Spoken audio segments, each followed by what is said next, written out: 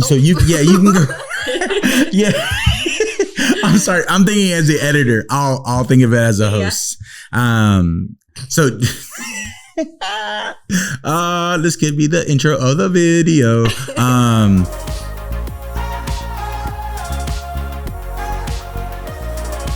Welcome back to another episode of Launching Us. This is a podcast where we talk about us becoming small business owners and the journey it takes us to get there.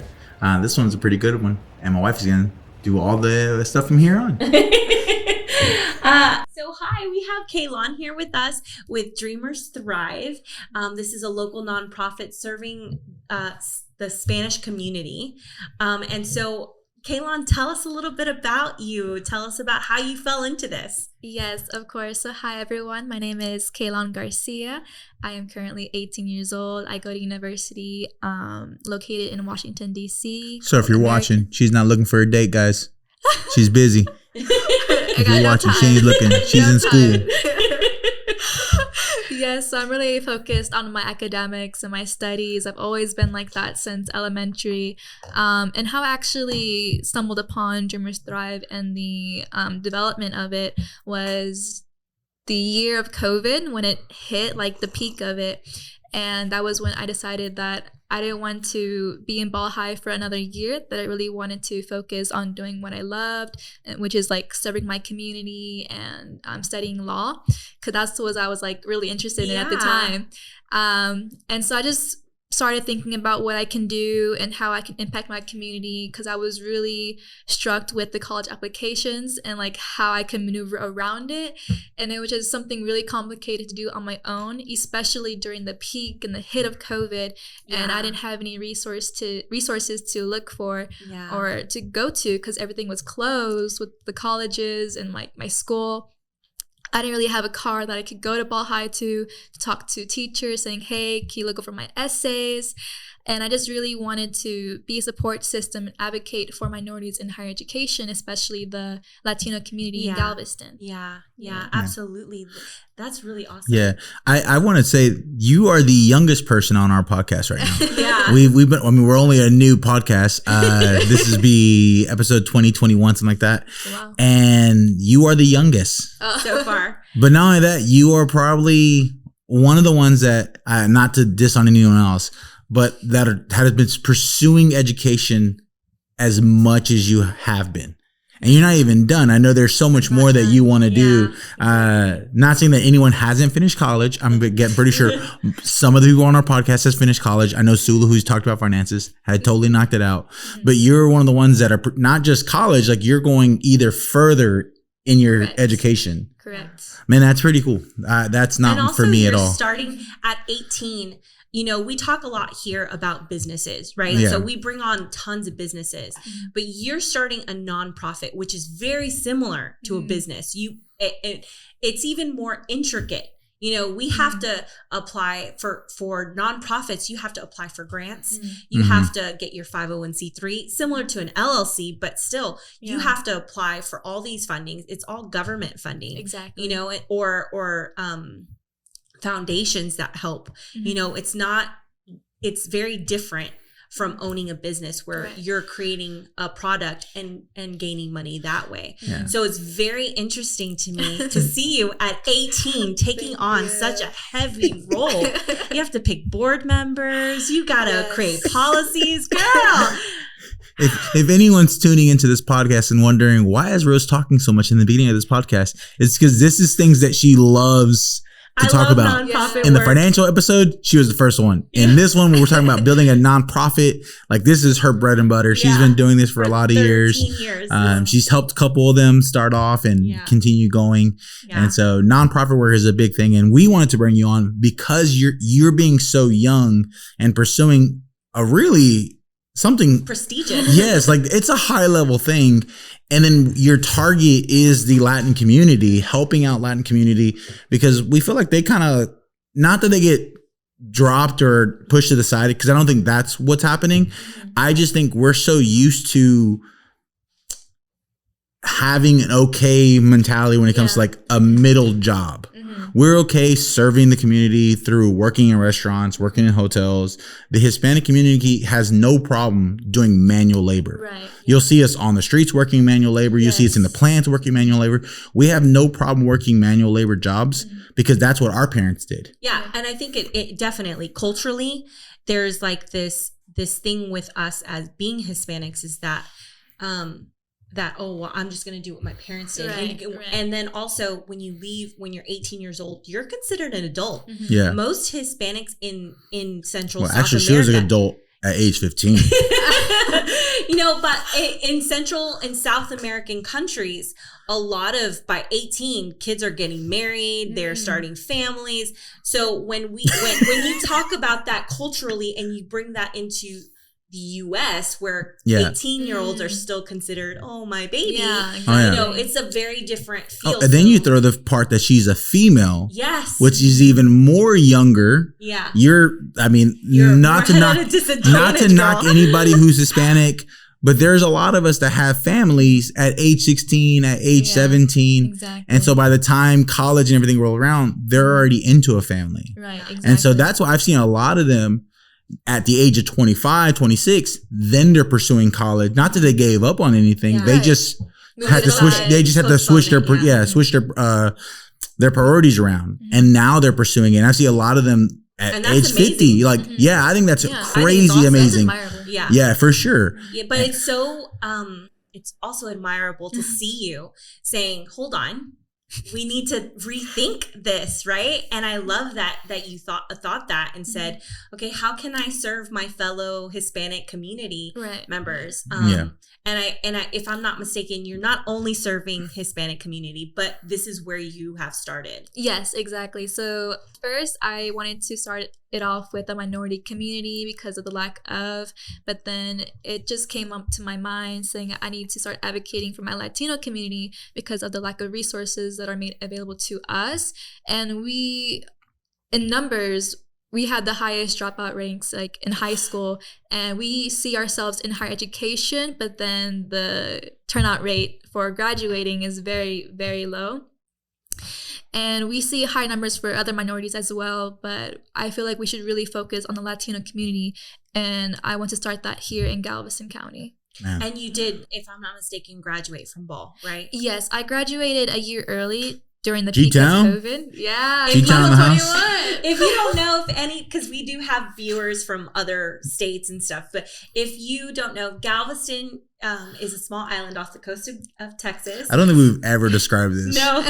And there's one high school, public high school, and one private high school. Right. Yeah. And Ball High is the public high school that we all went to. Yeah. We're class of 04, and then your class of 21. 21.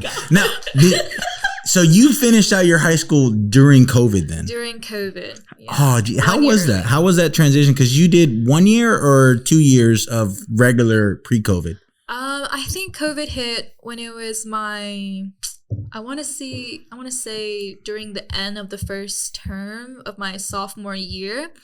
And then it just continued to be SAIL, which they call like online learning, until like summer, the end of summer. And then I had to go to band camp, and that was in person, but sometimes it can be online as well. But everything was just online. It was just really frustrating because the teachers weren't really like cooperative, and the assignments were just hard to comprehend as well because I'm not used to that kind of learning. Like I'm always independent, like I'm an independent learner, but the way they just hand out the material, like do it with no teaching at all.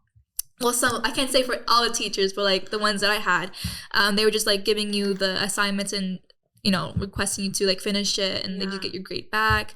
But it was just not for me. And I didn't know how long COVID was going to last.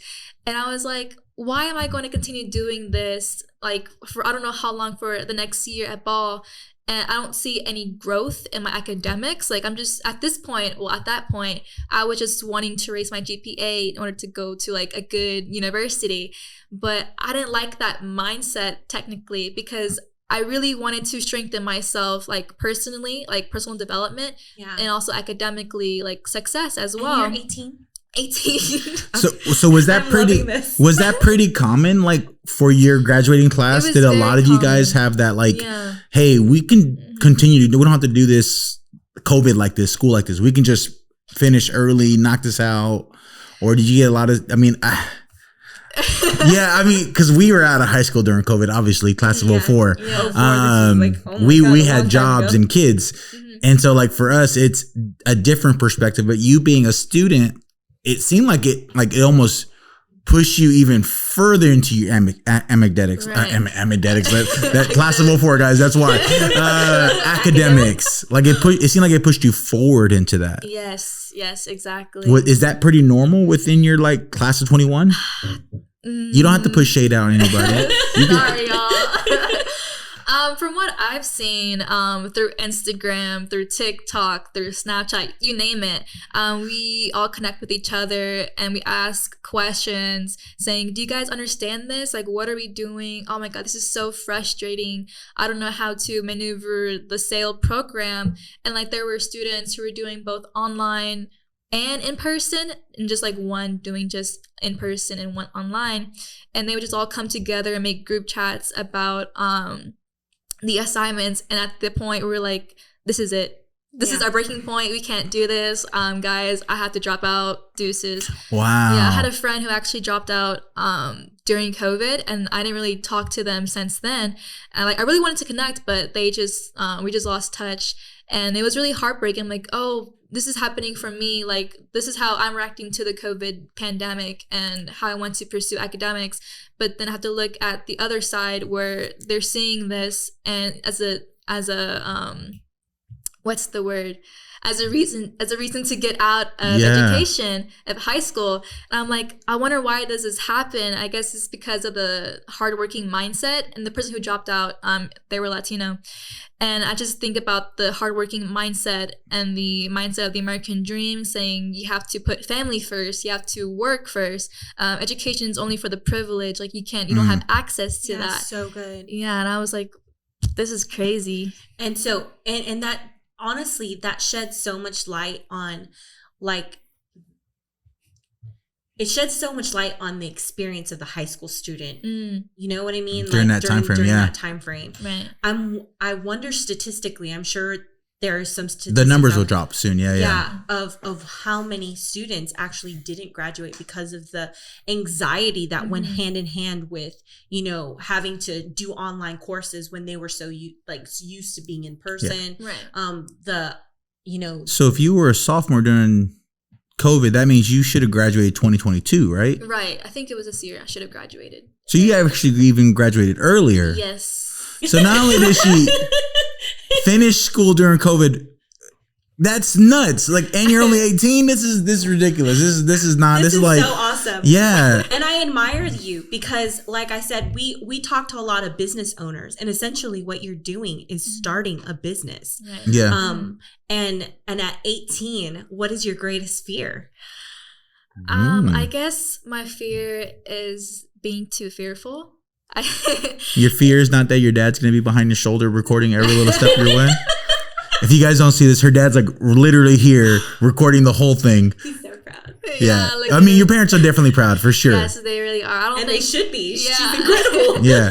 Sorry for you two older brothers. Oh no, I'm joking. If you're watching, guys, I'm sorry. I'm joking. I love you guys. Thank you for putting me in the spotlight. No, but definitely being too fearful and not taking the advantages handed to me. I feel like a lot of us, especially in the Latino community, we think everything is too good to be true. Like, for instance, my first year in university at American, I was offered to go study abroad for the spring term. And I was like, you guys want me to go study abroad in England my first year as a freshman? Wow. And I had everything paid for already. Like, my school was already paid for. I'm going on basically on a full ride scholarship, and I have outside scholarships waiting to be used as well. So finances weren't a problem to me at that moment. But being away from my family and, for the flight as well, I have to think about that. But I was like, I'm going to, I had the opportunity to go study abroad in England, and it just didn't click to me until I told my parents. They're like, my mom was like, no, because you're going to be too far. You don't know where you're going. You don't know the people you're going with. It's ridiculous. But my dad was very supportive of the decision of me wanting to go. And I'm like, well, he says yes. Yeah. Who am I to judge, But I was going to go regardless of what my parents said. Sorry. But at that point, I considered myself an adult because I had everything paid for. Like, my parents weren't paying out of pocket for my tuition. Like, praise God. Yeah. Because guess how much my tuition is, like, a year at American? I'm going to guess. I'm going to say 62. 62? Yeah, I'm saying anywhere from like 50 to 100. 50 to 100, yeah. It's like 70 a year, like, Jeez. without financial aid. And see, that number right there scares a lot of people going to college. Yeah. It does scare a lot of people. That's a lot of money to throw away for an education. When you it's hear, not throwing it away. No, I 100%. You're not throwing it away, guys. I'm just saying, if you had $70,000, you're gonna spend it on an education, or you're gonna spend it on building your future. And that's where. And I think that's what I'm saying. People think about. That's what I'm saying. I think for you at a young age to be like, no, I'm pursuing this education. I'm going for it. There's a bigger dream, because I figure I would imagine that you didn't have the idea of starting this nonprofit at high school. You got it during. Actually, I did. Oh, dang, I'm wrong. First time being wrong on my podcast, guys, by an 18-year-old. I'm hanging on my headphones, guys. I've been wrong before. Yeah. Guess. Yes. Sorry, all the people that Instagram me on that one. Yes, it is called guess for multiple people. But that's just insane to think that you're pursuing this at such a young age.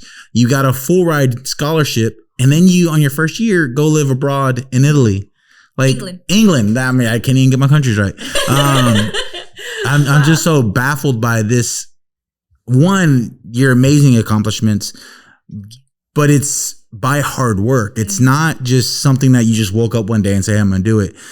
Do you think this is like possible for all Hispanics? Or do you think just a lot of them are just clueless on it? Or like, what's your thought? Like, because you're making this nonprofit first as a niche for Hispanics, and it's opening up. But do you think this is like, obviously because it's your nonprofit, like, why do you think this is possible for all Hispanics? So there's this quote that I live by, and that I've been like taping it all around my room since the beginning of COVID. And that was when I started to talk about Dreamers Thrive and start doing the implementations and started doing the development process of it all.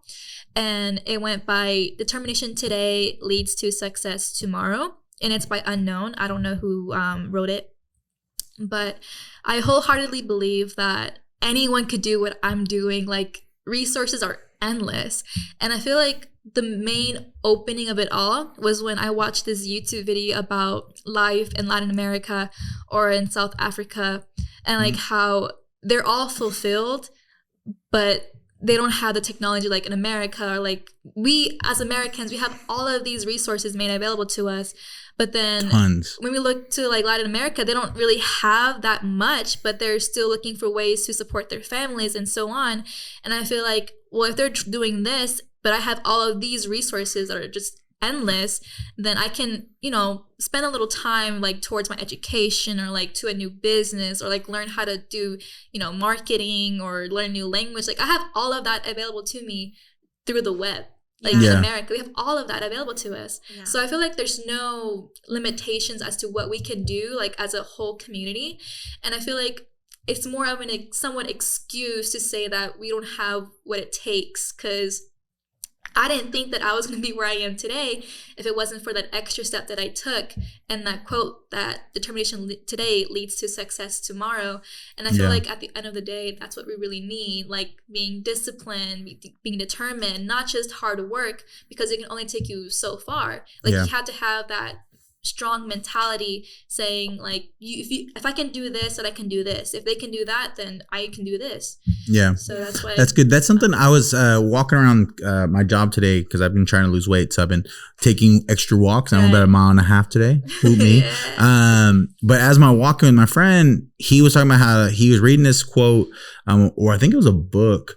He said he was going to send it to me. but he said, and I think we've all heard this, what you do today matters, obviously. But he said, what you do to now will determine what you'll be like in 3 years. Exactly. And I think for us, like for my wife and I, we've started this business off in the beginning of this year, late last year. Yeah.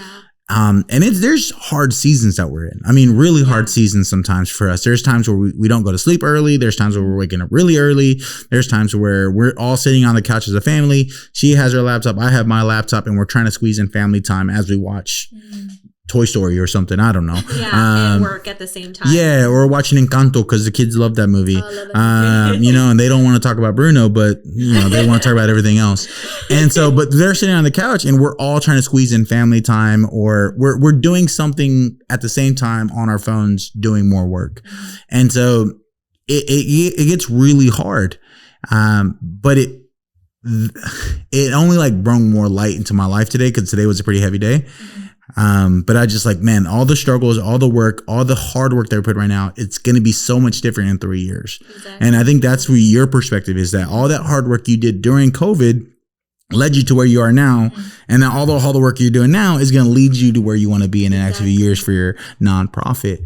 I don't think do we get the name of the nonprofit? Yeah, I know she said it a couple times. Yeah, Dreamers Thrive. Why Dreamers Thrive? Yeah, I got a Oh, she already got a t-shirt? Yeah. Dang, I barely got a shirt, man. I just got it. She's already ahead of me. pre-order today. No. You can't pre-order these guys. Okay. So the name is Dreamers Thrive. Obviously, you're wearing your merch on my podcast. I'm going to let that slide, guys. But why Dreamers Thrive? Right. So I was working with the name of my mom during the peak of COVID, because that's when I decided that I really wanted to work on my nonprofit and to include that as my passion project, not only for college applications, but like for future scholarships and to continue developing that. And for Dreamers, we capture that because of the American dream, and we all know that term. And I consider myself the American dream from my parents because they always see me as that. And I want to not only live up to that name, but to help students do as well, like fulfill that. And for Thrive, you know, like it's the beauty of the struggle, and I want to reach minorities to flourish. And when they get into higher education, you know, they have the story of thriving. I mean, I don't know what I just said. No, it's good. It's good. You're good. It's good. No, you're okay. I think the struggle in that dream is like really huge. And so, I think you did a really good job. Yeah. And I honestly, it's very admirable. So what would you say for those who are watching, maybe a young Hispanic or, you know, a minority in general, whoever, you know, wants to figure out how to, you know, apply for scholarships or, you know, get FAFSA or whatever. How would they get in contact with you? Of course. So I don't know if you can put my email here, but you can reach me at kaylhangarcia@gmail.com. That's my primary. We'll put it in the description. The description is fine. And I also have my Facebook and Instagram page that are linked to each other, so you won't miss an infographic that I post or an update about an upcoming scholarship or an upcoming event that I host either virtually or in person in Galveston County. And that's where a lot of my information and knowledge goes with infographics on Instagram. I post a lot of Instagram stories from outside resources from both on Instagram or on the site online. And I just gather all of that and I make sure I reach the audience that I want to reach. So it's basically just scholarships that are catered for minorities and especially the Latino community. And I include the deadline, who is it for, like undergraduate, high schoolers. So I make that all available for everyone. It's still in the process, of course, but I've done a good job of posting and keeping people updated about Dreamers Thrive. Yeah, that's cool. That's awesome. So you're making resources right now. Currently, you're making resources accessible to them.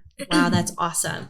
And then, and there they can get events. They can connect with you through social media to have that one-on-one conversation. Yes. Yeah. Okay. And for undergraduates or for high schoolers who are, already working on their LinkedIn profile, I have mine as well, where I can connect with other Latino leaders. And once they connect with me, they can connect with other people that I have on my LinkedIn, so they can reach out to them. So I'm not gatekeeping my resources, because I really want, everyone to be involved and get into higher education. Because I feel like a lot of minority leaders that we have today, they like to withhold their information and their knowledge. Like, they don't like to share a lot of it. And I never believe or think I am a person who gatekeeps everything. Like, I want to share my knowledge and share my wealth with everyone, because we're all here for the same reason. Like, our parents came here for the American dream, and I just want to help people as much as I can, which is why I wanted to start my nonprofit organization. But I've always been a helping person. Like, I always want people, like my friends, to go to higher education and to see them thrive and succeed. So at the end of the day, we're here for the same reason, and the system is made against us. And I don't feel like I should withhold any information or knowledge just to myself. Like, there's no benefit in that, you know? And I think the other interesting thing that you just said was the fact that, they hold the information to themselves. And the thing is, there's more than enough for everyone. But what you said was key, was that the system is made for against us. So there's so many resources that go untouched because we never knew about it, right? And so it's fantastic that you're offering those. Well, it's also a lot of people, I mean, like school districts, they don't really give us too much information. At least Ball High, I don't know what schools you guys are going to, but at least Ball High, it didn't really feel like they gave us too much information, because they always push people to Galveston College. Yeah, if it was the top 10%, oh, that's great. Go to Galveston College. You might have a little bit more conversations. There was a college fair, but I don't remember ever getting any information for the college fair, because I was I think I was in the top 25. Yeah. And I didn't get any information on all of that stuff. And I hated school, so they never told me anything. I was ready to go. It's very interesting to me. You're absolutely correct. And it's so wonderful that resource is going to be made available to kids in Galveston. And I'm assuming throughout Galveston County. Right. Of course. Yes. Yeah. Man, that's cool. And I love, honestly, we talked a little bit about this earlier when we were off camera, but I absolutely love your modern approach to connecting with kids. One of the things specifically in working with nonprofits for over 13 years, I've worked with domestic violence and food banks. And all of them have this mentality about marketing on social media. Oh, it's just a task that needs to be created or done, right? But social media is such a tactic, such a wonderful tactic to getting funding, to connecting with the with the demographic that you're trying to work with. Well, so look at any platform right now. You look at Instagram, when they first started off, those photographers to post pictures, or for people to post pictures. And it became so much more than that. It became a way for people to make money. They sold ads. I mean, there was so much more to go. And the most reaching one is obviously TikTok. And TikTok, even then, was starting off with like people doing some random dancing and all kinds of stupid stuff. And now you have people that are really pushing their business and giving tips and doing stuff. And it's become a serious platform. Right. And it's funny because I was talking to a friend of mine, and he's like, any business that's not doing that right now is really missing out on opportunity. Like anybody who's not doing that, even if you're a lawn business and you just cut grass, if you're not doing that, you're not going further than your county. Like, and I mean, I can even say maybe just your city, because it really does push you out further than what your reach is. Well, when you talk about your sphere of influence, right? Your sphere of influence is the people that you know and the people they know, right? When you're talking about social media marketing, you're talking about people that you know, people that they know, people who saw it because it was on a hashtag, like so much even more if you're further. more active on social media, those companies actually push you even further. So like this week, we just hit 600 subscribers on Instagram. Pretty cool, because that happened within a month of 500 to 600. So that's really good on us. But Instagram also gave me that we've reached over 48,000 people just in a month. And so our brand isn't reaching a lot of people. They're not returning and following, which is fine. Which is fine. That's because one day they're going to be like, oh, I need a photo shoot. I saw this guy, he did a photo shoot on the beach, and then he'll contact us. What I'm saying is that like, I make these videos, these works of art that I call art. And now that reach is more than just wherever I'm putting it or whatever the company that's hiring me to post it. Now that reach is going worldwide. Exactly. People that are seeing it, and I think it's really cool that you're doing that for your business. Yeah, like you're pushing that on there. And I think that's so smart to do that now because all those trends that are coming up later, you're already gonna be ahead of that curve. Exactly. You're gonna be there already at 10K followers or 20K followers before your business even gets off the ground. Like that's to me, that's nuts. And I think it just goes on. It goes to show because it also shows, initiative. Like I said, most nonprofits don't see social media platforms as a true funding resource. Exactly. Yeah. And it is. 100%. It is a 100%. The way you market yourself on there can really bring in some money. Exactly. So it's very interesting to me that you went that way. Also, you're so much younger than a lot of the fund development managers for a nonprofit. So it felt way more natural for it felt, I'm sure it felt, but it's so impressive to me. Yeah, because I'm pretty sure that always was like preaching, hand in hand. Like, because I'm also always preaching, guys, we have to be more modern in our and we have to be really strategic in how we're marketing ourselves. And so I just find it so, I'm like, oh my God, I love it. Absolutely. Thank you so much for being on our podcast tonight. Of course. Thank you so much for having me. It's awesome. I want, like, I have so much more questions I want to ask you. I think I know we're getting close on our podcast, and there's so many questions that I know I want to ask you on, like, you're doing all this at the same time being a student. Like, how much longer do you have on school? I have, you can give it like an estimate number because I know it's not like 3 years. I want to say 4 years because I'm doing the combined bachelor's and master's degree program. So I'll be completing it in like 4 years or so.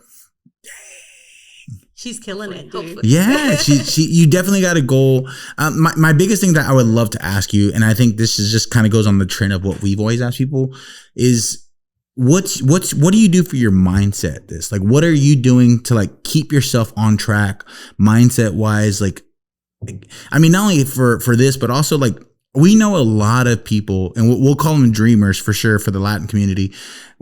A lot of dreamers that went one avenue and dropped out of high school are still doing their life. They have a good job. They do what they need to do.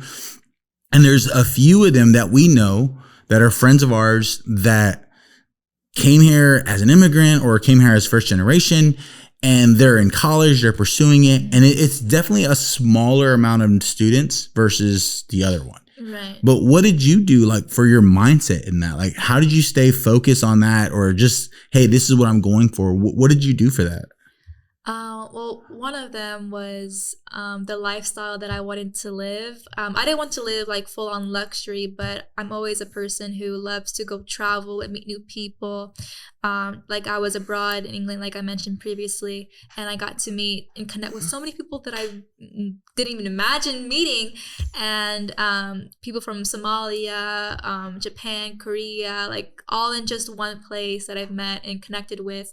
And that just really kept me motivated because I want to live up to the lifestyle that I want to live, be successful. And another thing is that I really want to help my parents retire, even though my dad loves working. He's very stubborn, but I really want to help provide for my family as well, and to offer my brother who's on the spectrum a position working with me, so he doesn't have to worry about seeking outside employment, and people are not even hiring him because he's on the spectrum, and because I know him personally and I know what he's capable of, that people are not giving him, he seems like a really high functioning. He doesn't seem like he's low functioning. Yeah, and I really wanted, to give him some hope and to, have him in my team, and just want to make sure my mom is not working anymore, because I know she's done with it. I know she really wants to just like be a housewife and just like cook all day because her food is be hidden.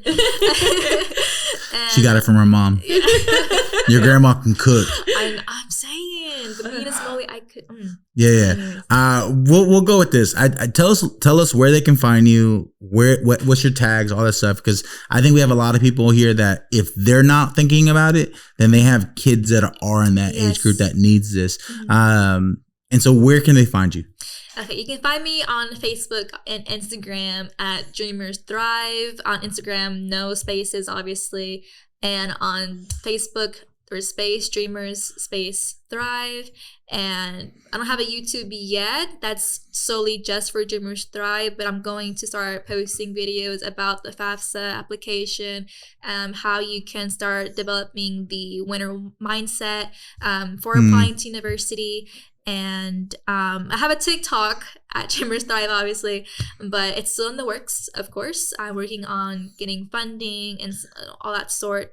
And slow down, guys. She's still in school. It'll come. Give her time.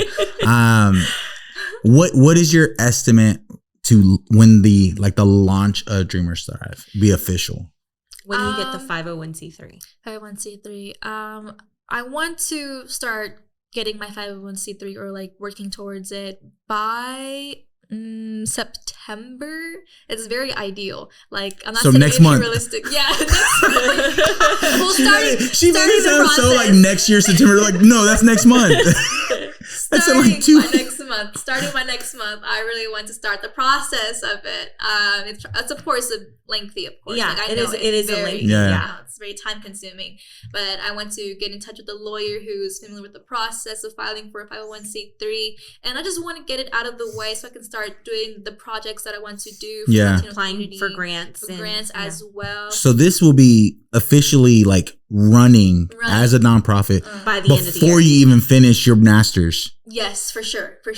Like you're going to be finishing your master's and then running a nonprofit. Exactly. You have a lot of dreams. You are thriving for those dreams. To put that as a pun, like you're going for it 100%. And we are really proud of you. Yeah. I mean, we're really proud of you. I'm pretty sure your family's really proud of you. So excited. There's a community of people that are definitely behind you. And so we just wanted to bring her on our podcast, give her the opportunity to share this thing. But one, it's also a huge inspiration for anyone who's watching who have kids or their kids are in middle school. Now's the time to start thinking about college. Now's the time to start thinking about applications, reaching for all that stuff. Like do that. And also to think like we have had several businesses on here. Yeah. So many businesses, and that's wonderful. And like I said, it's so impressive to see you at 18 doing equivalent to what a business owner is doing, if not more. Yeah. And so that's very admirable. And I'm so excited to see where this goes. And I love nonprofit work. Yeah. So it's like, man, I can't wait. I can't wait to see. I just want to throw money at you. And she already offered to be part of the board. Like she's already going to be a board member. But we just want to say thank you guys so much for watching it. Send her some love. Like this video, go subscribe to her stuff. All the tags will be down in the description. And we just hope you just the best. We can't wait to see this. Never mind. Do you have a funding account already for that people can? Ooh, is there a GoFundMe? Oh, or if there's I should have set that up before I came. Well, let us know and we'll put it in the description below. As soon as there's a nonprofit, a GoFundMe. Yeah, that way we can, if anybody's watching and wants to contribute to getting the 501c3, which can be pricey. Yeah. Please let us know. Yeah. Message us on Instagram, Facebook, and it will be in the description below. Yeah. Normally we don't ask for sponsorship, but in this case, it's not even for us. It's for Dreamers Thrive. There are a lot of people out there that need this information. And she's already doing the work. That's so sensational. Yeah. The ball's already rolling. So your money's not going to go in vain. It's going to go in good use. Sure. And so we just want to thank you guys for watching. Make sure you hit that like button, that subscribe button. And thank you again from us from here at Aveo and launching us. Peace.